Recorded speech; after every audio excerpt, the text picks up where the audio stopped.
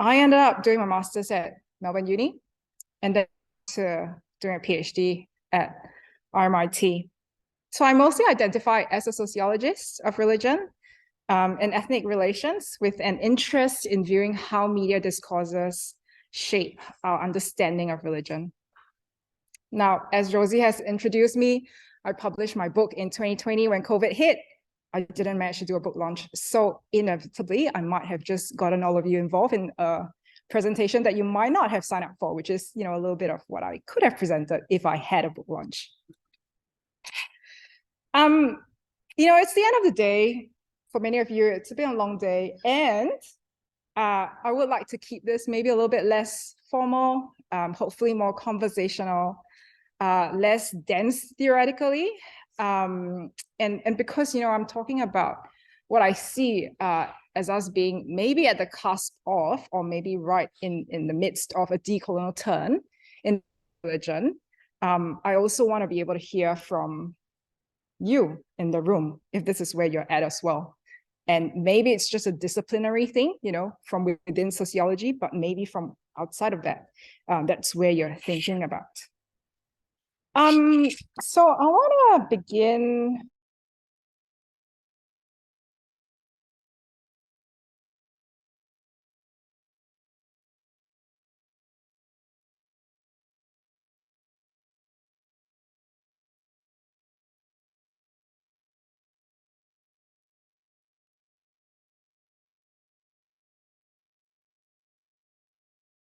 I'm recording everything. Yeah. Okay. Thanks. Oh. This tech is really fiddly. So I thought I would begin with my positionality, which, by the way I sound, you can tell that I wasn't born in Australia.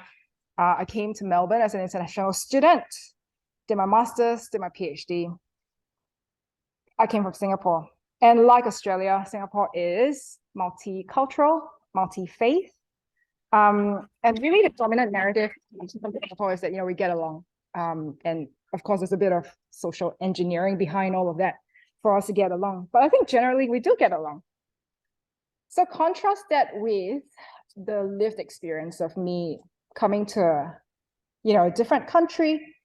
And I arrived to all these very negative sort of rhetoric around Islam and Muslims that are sort of perpetrated in news media during the time that I first came.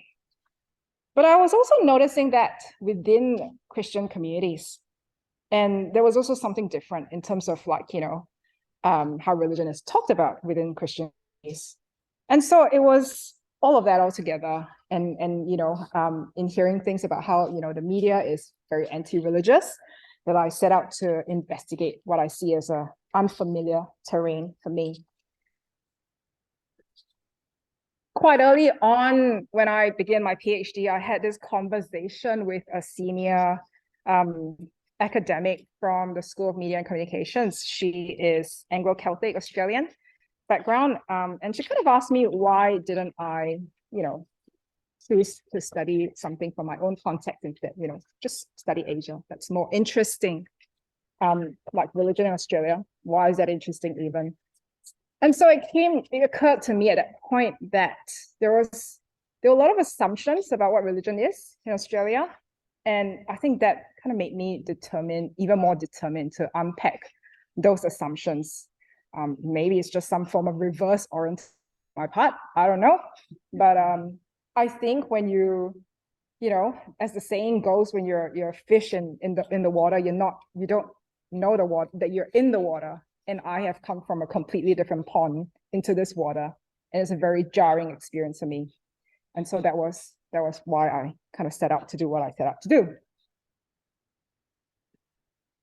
For those of you who are just not familiar with the context that we're in, this is the Australian religious context, very strong decline in Christianity since the first census.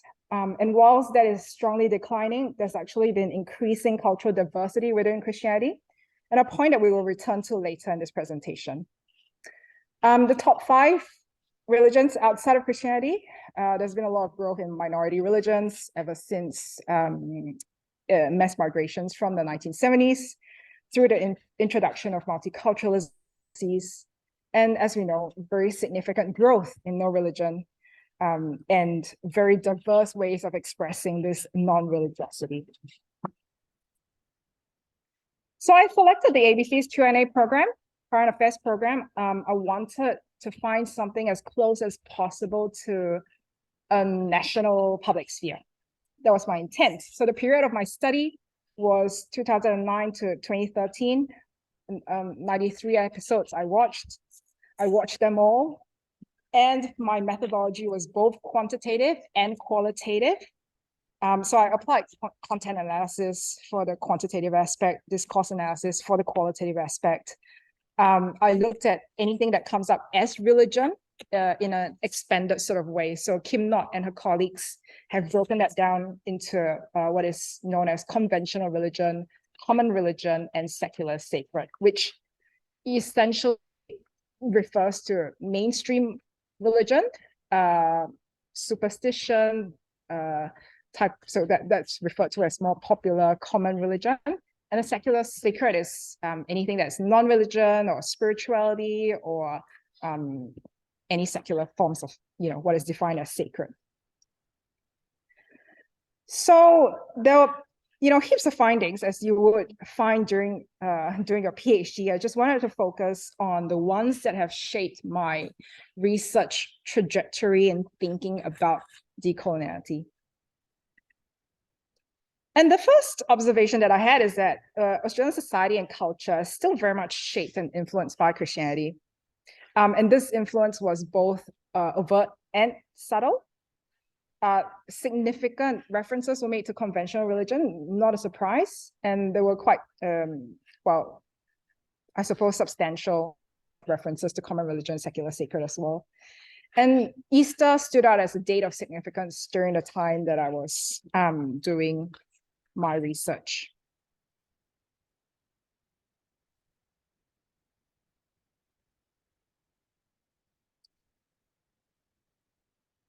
Catholic and atheist perspectives were pretty dominant and disproportionately represented in the discussion. So Catholic representation was very strong across, Christian representations in general. But atheist perspectives were also pretty dominant in representative of the no religion category. References to religion were mostly Christian, even if just generically so, almost like a shorthand for Christianity in a lot of instances. And across the episodes that I studied, especially during the Easter episodes, were a lot of repetition of topics. It was almost tiresome. It was around moralism. It was about heaven and hell and the soul, and same-sex marriage was discussed during the period. So there was a lot of that, but there was also a lot of repetition. Like there just weren't a lot of religious literacy, I think. And there were underrepresentation, I would say, of Muslims in discussion when it comes to discussions about Islam.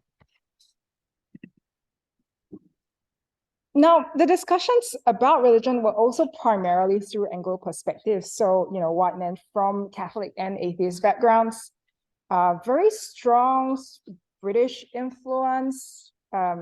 It could just be the period that I studied because, we had Richard Dawkins and Christopher Hitchens during that period.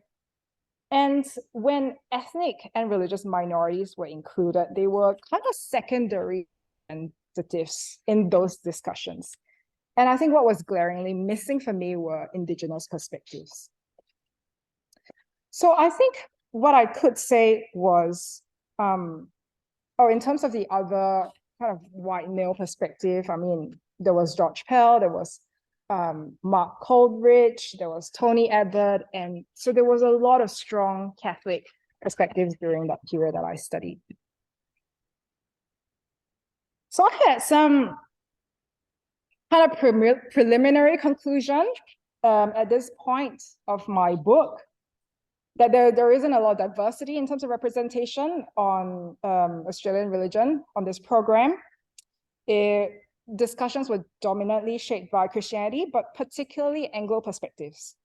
particularly from white middle-class men of significant public influence of either Catholic or atheist perspectives. Also very, not much distinction made between denominations. Everything is just kind of generally Christian when Christianity is referred to, very often politicized and very often synonymous with conservative values. And interestingly, because I applied a methodology that was used in study of media in Britain, I was able to compare.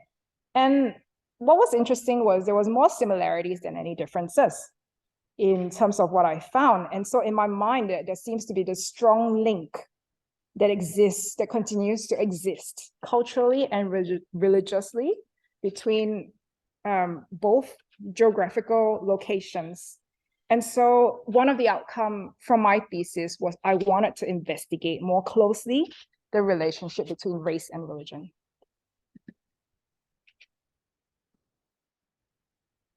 And so one of the ways in which, and there are probably other ways as well, but one of the ways in which I did that was with my co-author, Fadi Mansouri, who has done a lot of work on Muslim and African communities. And I thought, we come together, I bring my media lens at that point.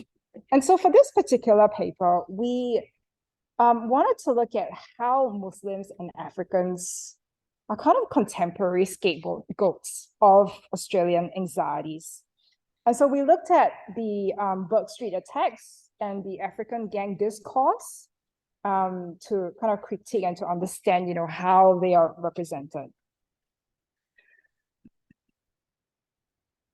And so in terms of the conceptual framework, I was really keen on kind of looking at that intersection of race and religion. And so this presentation is also a bit of a tribute to some of the scholars who've been integral in shaping the way I think. And Mallory Nye is probably one of the top ones. In that he sees religion, or sort of the media attention to religion, can be seen as a form of racialization. And that is when religion is the focus of a media story, there are issues of both religion and racialization that are occurring simultaneously. He considers that on a superficial level, most popular definitions of race and religion see them as kind of opposites, where race is, what is on the exterior and religion is what is on the internal. But Patrick Wolf also says that the category of race is conceptualized during colonization as a category that differentiates to perpetrate inequality of power. So, what's out there in terms of other media studies, and there is a report. There is a report by Altogether Now.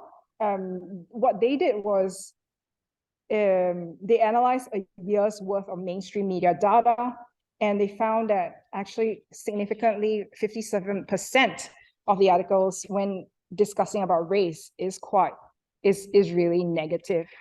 And Muslims and Africans were frequently depicted as negative, as with Aboriginal and Torres Strait Islanders. And what was interesting was that these negative reports were primarily generated by journalists of generally white Anglo kind of background.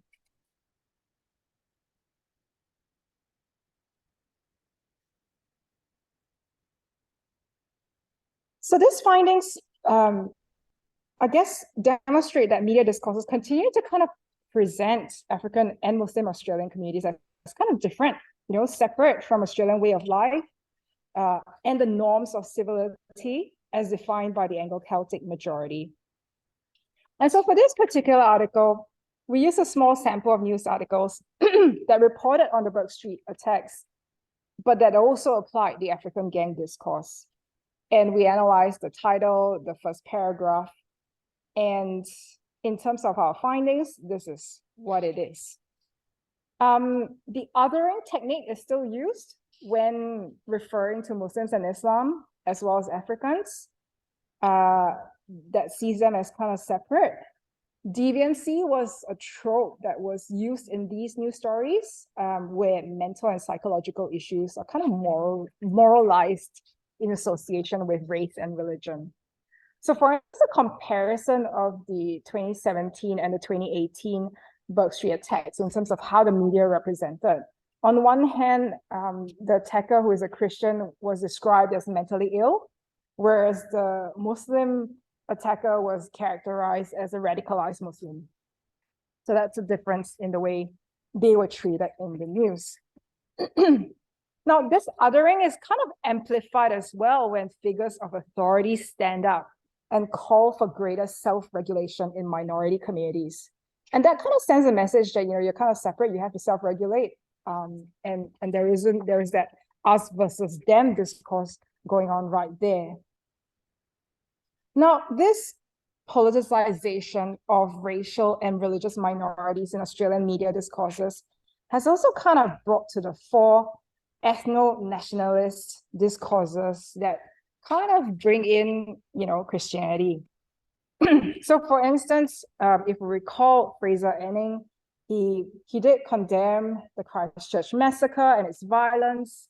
But what was peculiar for me at that point was his view that he viewed the act as a form of violent vigilantism that kind of suggests this perception that Muslim immigration is criminal in nature and the act of terror a form of what? Justice. And so against this backdrop of this normalization of ethnocentric nationalism, it is perhaps not surprising to see in the news as well mentions of the Christchurch massacre perpetrator being described as, an angelic boy, or described as good by his grandmother, because the discourse, I think, of white terrorism is still pretty unfamiliar terrain for Western media. So having looked at race and religion in media discourses, I wanted to turn to lived religious experiences within communities that I interviewed while working as a research fellow on this project on religious diversity in Australia, that is led by Dr. Ezzy. If he is here, he is here. And I worked very closely with Anna Helhoff and Greg Barton as part of the migration stream in the project. We conducted interviews with leaders from various communities, so the Chinese, the Russian, Indian, African, and Afghan communities. And so there's just one paper that I want to share with you in terms of what we found.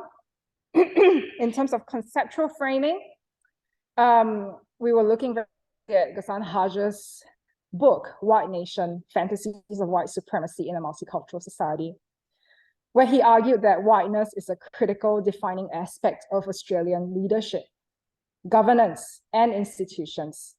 Proximity to this whiteness in terms of culture and visibility, and especially for non-whites, imbue them with social qualities that make them more white, and by that token, more Australian.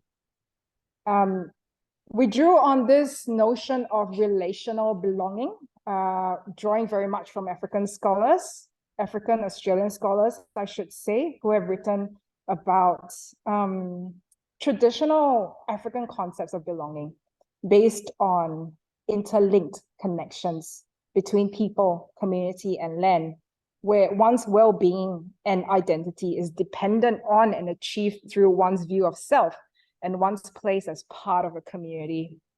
You might be somewhat familiar with the concept of Ubuntu, which is that expression of collective humanity for a lot of African communities. So I actually want to just let the people that I spoke to speak for themselves. Oops.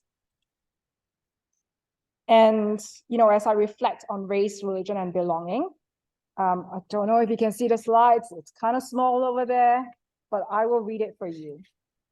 So I spoke to Fafa Oforikuma. He's a youth representative of the Ghanaian Association of Victoria. He spoke very positively about interreligious relations within the Ghanaian community. where there's active engagement with a religious other to oneself through participation in someone else's religious festivities. And I thought that was really quite different from, my first experience when I first came to Australia.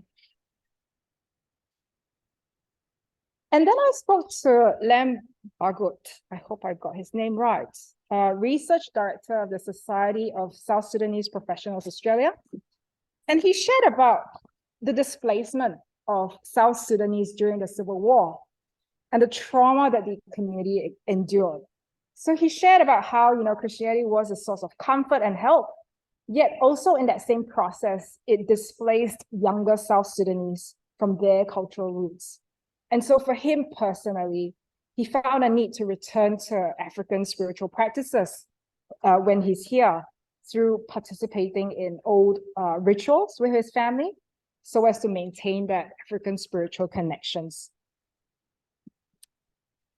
And then I had the privilege to interview two African Christian ministers, one who will not be named. And they both worked in, Christian ministry. Which one should I say first? So maybe let's talk about the first one, the anonymous one. So he felt like he could only minister to Black African congregation, or he was pretty much told that this is who you can minister to. He also got the impression that migrants, from within the institution, there's a sense that migrants do not know how to run a parish. That's the kind of message that he gets. And it became clear to him after he finished up his contract that when he stopped ministry, the power structures are there, he has a sense that there's some kind of power structure going on that has a script for him to perform, that because he is Black, he can only minister to Black congregation, and he cannot kind of minister to Anglo congregations. So that really, that was his struggle. And then I also spoke to Reverend Paul Eliudao. So they're both, South Sudanese in background. And he shared with me about an interview that he had. He went through, he applied for a minister position. He got through the first round, and at the second round, he got rejected. Sorry. And he said that he was rejected on 2 criteria. And the first being he had no experience with heritage property. And he was like, I had no idea why. And I can kind of see why, this is important, but so that's one reason. And the second reason was that there was just one parishioner who had issues with ministers of culturally and linguistically diverse backgrounds in the past. That was the second reason why he didn't get the job. And so in his own words, he said, this is why I say at a professional level or in the church, racism exists, but it exists in a quite sophisticated way.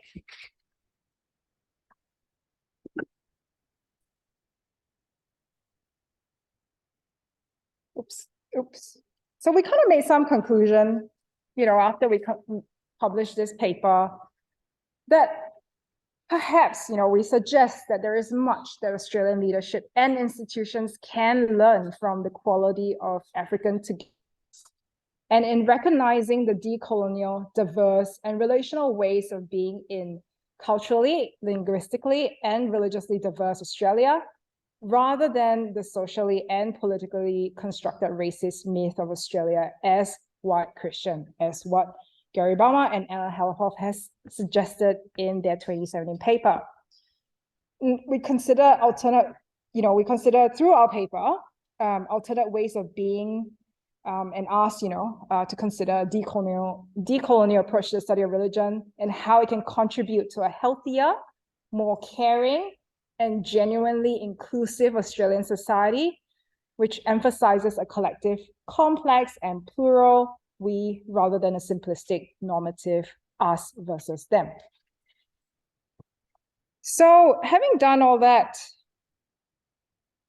I wanted to return to media discourses on ABC's Q&A at some point, because, when I did my PhD, it was kind of old data and, time has passed, things might be different. And so in the process of having worked on research projects and gone for conferences and, as part of what you do after you finish your PhD, I was particularly inspired by a few scholars. Relgion being one, on her lecture on decolonizing God at the AASR conference. I think it was 2017. I think she used the term empire religion. I emailed her, she cannot confirm. Or it could be imperial religion, I can't remember as well. But what it really does for me at that point was to draw attention to the coloniality present in the lived expression of religion and the study of it. And that, this very conceptualization of religion, and as well as how we understand religion in Australia, even within public discourses, public media discourses, is the complex ways in which Christianity is kind of mixed in with, early British colonization. And I think it continues to impact Australian society today. So this call, I guess, or this, reflection about decolonial work is also part of a broader position or, broader call within the social sciences. And there are numerous scholars talking, in terms of how Western production of knowledge is pretty much, out of, or there's just that concentration of knowledge production within the Western world without any other perspectives. And in fact, I think Mallory Knight is the first that I have read at that point in terms of saying that we're behind in the study of religion and thinking about decolonial work. And so there are debates within this space that I'm still trying to get into. So Mallory and I has a very hard position on decolonizing, which is like, if we want to fully decolonize the study of religion, we might not have anything left to study. Okay, that's his position. But there are softer views. Abraham has written a little bit about that as well. He takes a softer position. He thinks that, actually maybe in the critical study of religion, we have already been investigating that. But probably there could be something said about something that's more applied in terms of, so Walter McNullo something about, he thinks that decolonization is more deliberative in its action to dismantle the coloniality present in systems and institutions.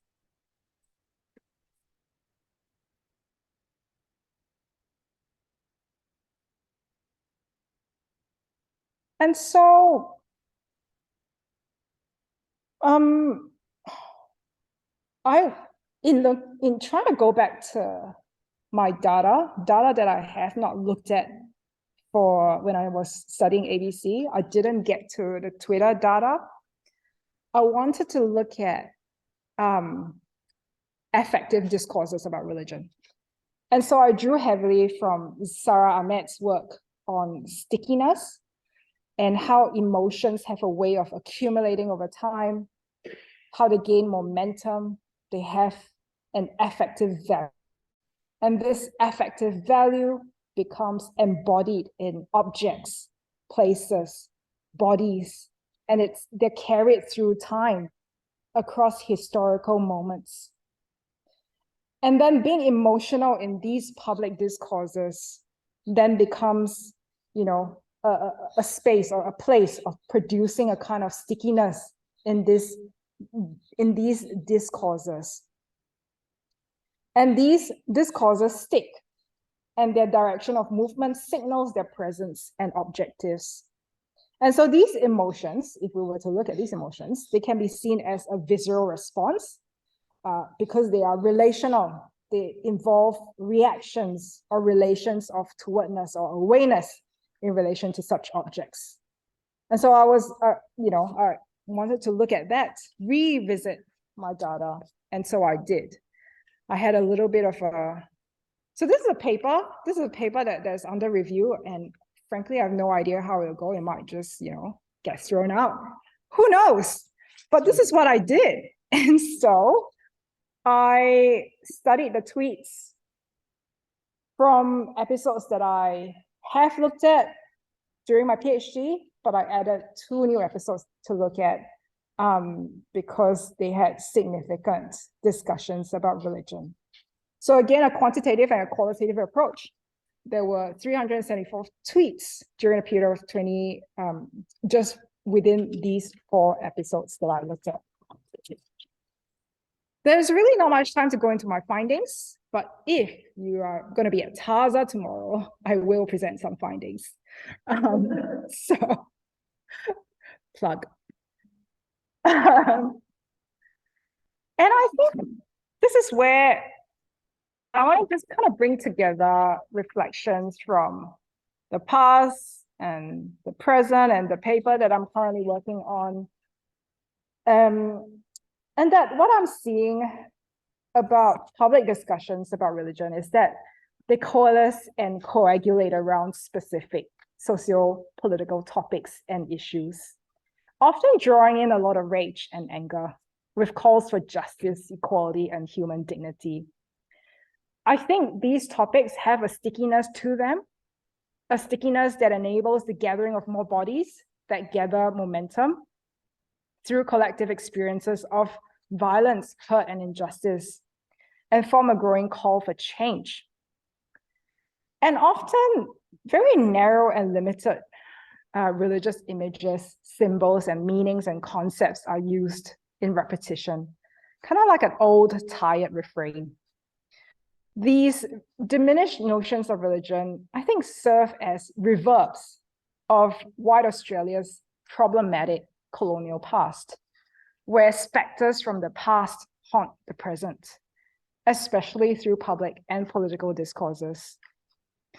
Colonial ghosts of Australia's past are made visible in these hauntings and recall Christianity's implication in those early colonial invasions. These collective discourses across histories, people, and through old and new media formats are carried forward as a growing and collective call for truth-telling and reparation between Indigenous and settler colonial Australians. They serve, I think these media discourses serve as a persistent frustration for healing to occur. Now, today, the image of religion as dogmatic, as oblivious on its moral high horse, really prevalent, just as the way clergies were brought into Australia to serve as beacons and models of upright moral behavior in the colony's early days, and how they enjoyed powers of governance and respectability. And so through the lens of empire religion, I think it's particularly evident through the high visibility of white male representatives who appear to have most legitimacy and social capital to weigh in and influence these public discussions about religion. Yet the colonial contours of empire religion are made obvious in the face of Indigenous representation on the program. And so there were some, or rather there was one particular episode with Pastor Ray Minicon there. And it was during such an episode that, there was a lot of discussion about disruption of Indigenous heritage, way of life, spirituality, and the dispossession of land that continues to have profound and lasting impact. These critical issues, which have been stifled, I think, through the lack of appropriate Indigenous representation, are now beginning to gain momentum in public discourses. Empire religion still plays a role in Australian society, in politics, media, and even within religious groups. It predicates itself on social hierarchy, elitism of Eurocentric doctrine and practice, and perpetrates the white versus non-white division in very subtle ways. It draws on the power of whiteness in its perpetual rule. As Mallory Nye strongly puts it this way, the term religion serves power interests that rely primarily on racial constructs. Within religious groups, this empire religion still lives, still bears witness. We can see that from some of the interviews that I've done. And it kind of lives on in theological colleges as well, if I may say. And I think there is increasingly a greater need to include other perspectives, even if it's challenging to do so.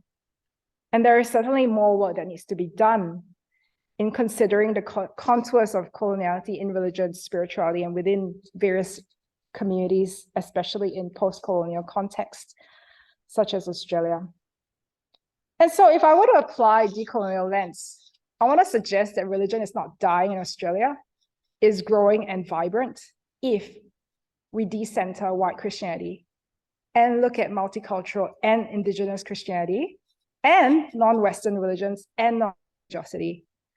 I think there is much vibrancy and scope for further investigations in these spaces. That kind of ends my lecture.